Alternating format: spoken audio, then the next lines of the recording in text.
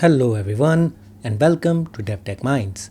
So this is the 15th video on 30 days of Pandas series, and today we are solving problem number 1795, rearrange product table.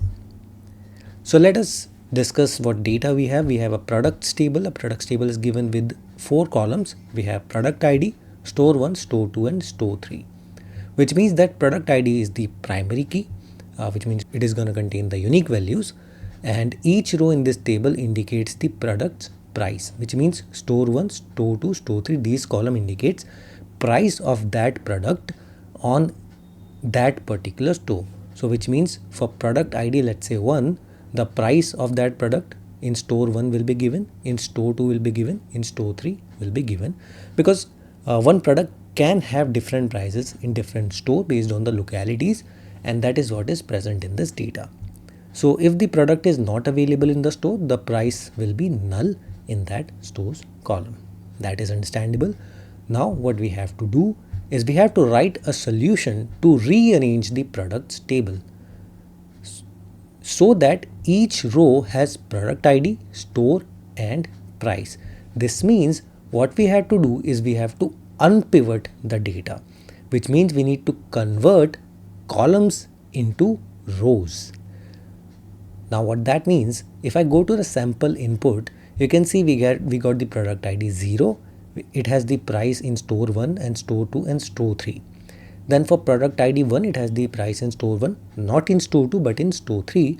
So what we have done, we have converted these 3 columns into a single row, which means that for product 0, instead of one single row, we have 3 different rows, but the column is reduced. We have only column of store, which indicates the name of the store and the price value. So 0 in store 1 is 95, 0 in store 2 is 100, 0 in store 3 is 105. So this is the same data, the representation is changed. So that is what we have to do. We have to unpivot the data. So if a product is unavailable in the store, do not include a row. So simply we are going to neglect, or we are going to ignore the store that is not present in the data. So for product ID 1, we only have store 1 and store 3, which means only 2 rows. So the rows will be reduced. Instead of having a null value, we'll not have the value for that particular store. So this is what the idea is, and to solve it, what we have to do is we have to use a particular method in Pandas, that is .melt method. This .melt method is used to unpivot a data frame. The syntax of this .melt method is very simple. Let me quickly show you the documentation.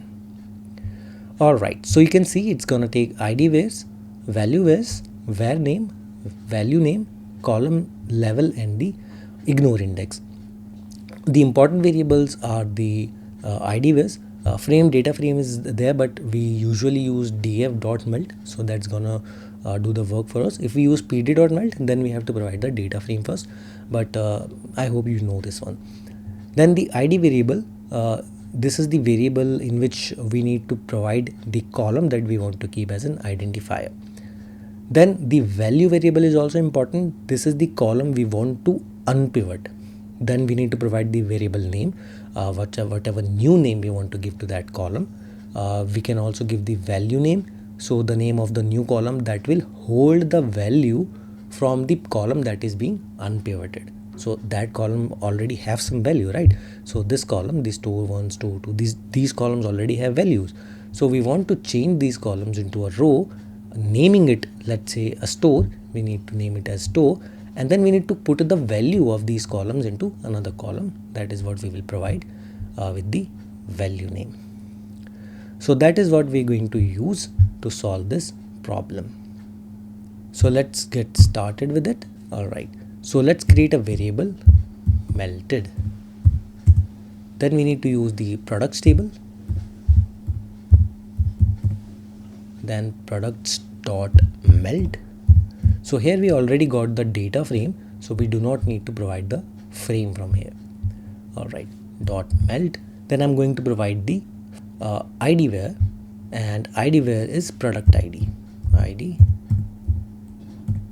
It is product ID. So we're gonna keep this as same, and I can copy it from here and paste it in here. The next thing we need is value where. Value where's.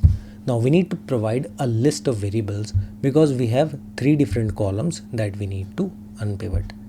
So I'll create a list in here, and then we need to have store1, then we need to have store2, then we need to have store3.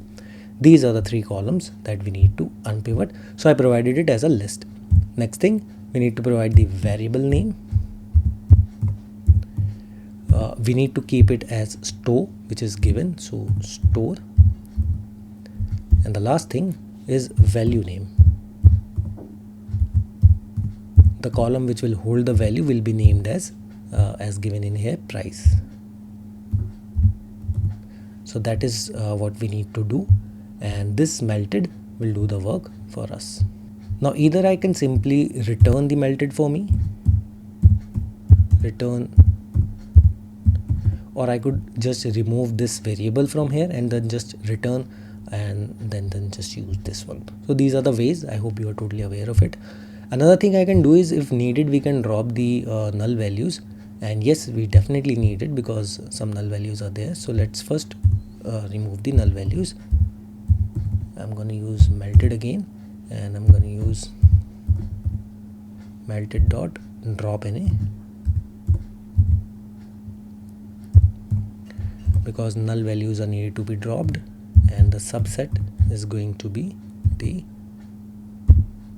price, because we only need to drop the null from price.